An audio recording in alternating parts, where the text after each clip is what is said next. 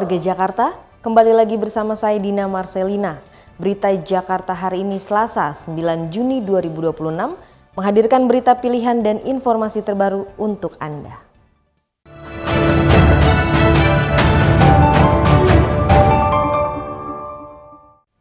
Warga Jakarta, sebelum kita ke berita utama berita Jakarta hari ini, dari meja redaksi telah kami siapkan 3 berita pilihan dari website beritajakarta.id berikut ini. Pemprov DKI Jakarta menggelar operasi gabungan penertiban parkir liar di 5 wilayah kota.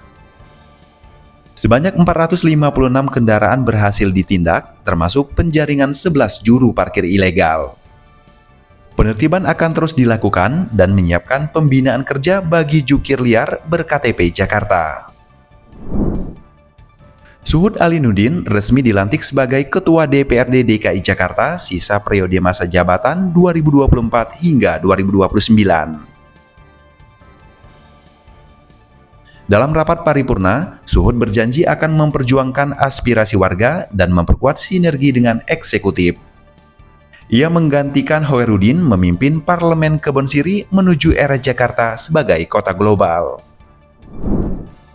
Kejutan besar datang dari Macan Kemayoran. Persija Jakarta resmi menunjuk Sintayong sebagai pelatih kepala baru yang diumumkan di Stadion JIS. Gubernur DKI Jakarta Pramono Anung menyambut positif rekrutmen ini dan berharap pengalaman Sintayong bisa membawa Persija meraih gelar juara Liga 1. Prestasi tersebut dinilai akan menjadi kado istimewa menjelang 500 tahun Jakarta. Informasi selengkapnya warga Jakarta bisa langsung kunjungi website beritajakarta.id, website berita resmi pemerintah Provinsi DKI Jakarta.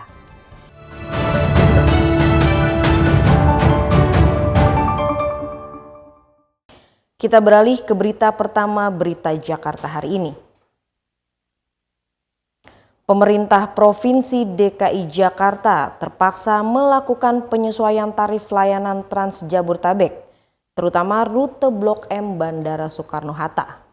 Gubernur DKI Jakarta Pramono Anung memastikan penyesuaian tarif akan disesuaikan daya beli masyarakat dan layanan transportasi yang berkelanjutan. Rencana perubahan tarif ini menyusul pengoperasian sejumlah rute baru yang menghubungkan Jakarta dengan wilayah penyangga. Saat dijumpai di kawasan Kuningan, Jakarta Selatan, Gubernur DKI Jakarta Pramono Anung menegaskan bahwa besaran tarif baru masih dalam tahap pembahasan, namun akan segera diputuskan dalam waktu dekat. Ia mencontohkan untuk rute bandara, tarif modal transportasi lain sudah berada di atas Rp100.000.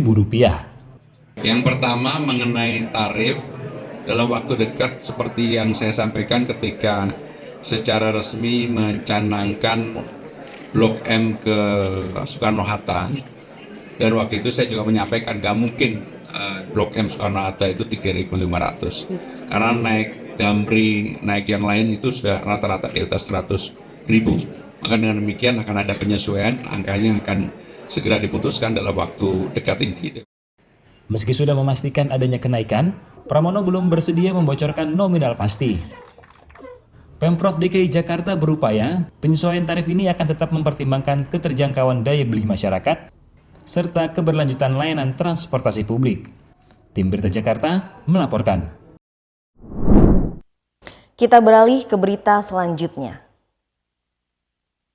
Pemerintah Provinsi DKI Jakarta resmi menunjuk aktris dan aktivis lingkungan Cinta Laura Kiel sebagai Duta Pilah Sampah Jakarta. Pesona dan aksi nyata Cinta dinilai bisa mentransformasi regulasi pemerintah menjadi sebuah gerakan nasional yang organik di tengah masyarakat. Gubernur DKI Jakarta Pramono Anung mengumumkan Cinta Laura sebagai Duta Pilah Sampah DKI Jakarta. Pramono menilai rekam jejak Cinta yang konsisten memilah sampah mandiri di keluarganya bisa menjadi contoh nyata bagi warga ibu kota. Strategi ini diharapkan mampu membentuk kebiasaan baru sehingga warga memilah sampah bukan hanya karena adanya aturan instruksi gubernur.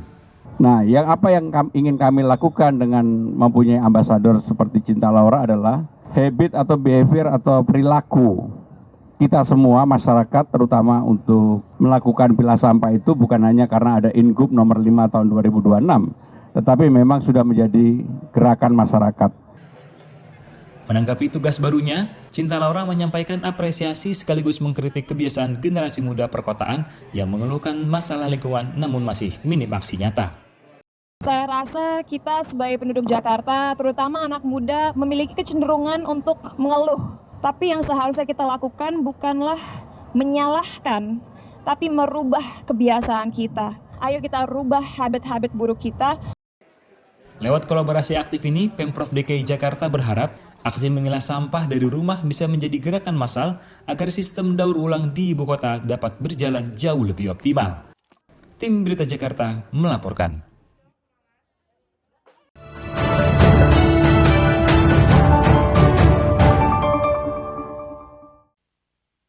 Kita ke segmen Info Jakarta.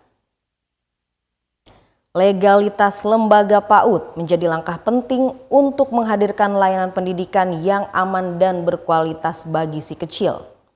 Buat Anda yang ingin berpartisipasi membangun masa depan anak melalui lembaga PAUD, kini pengajuan izin PAUD dapat dilakukan secara online melalui JAK Evo. Izin pendirian PAUD non-formal penting untuk mendukung penyelenggaraan pendidikan yang tertib dan profesional. Pastikan PAUD Anda lengkap izinnya agar kegiatan belajar anak berjalan lebih aman dan terpercaya.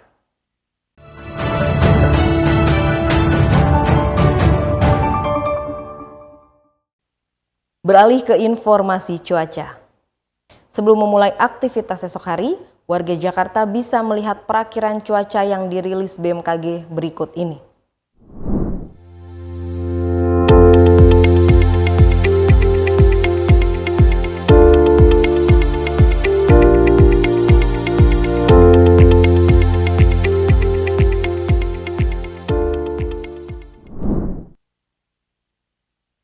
Demikian program Berita Jakarta hari ini. Saya Dina Marcelina dan tim redaksi yang bertugas pamit undur diri. Menyongsong 5 abad Jakarta, Jakarta Kota Global dan Berbudaya.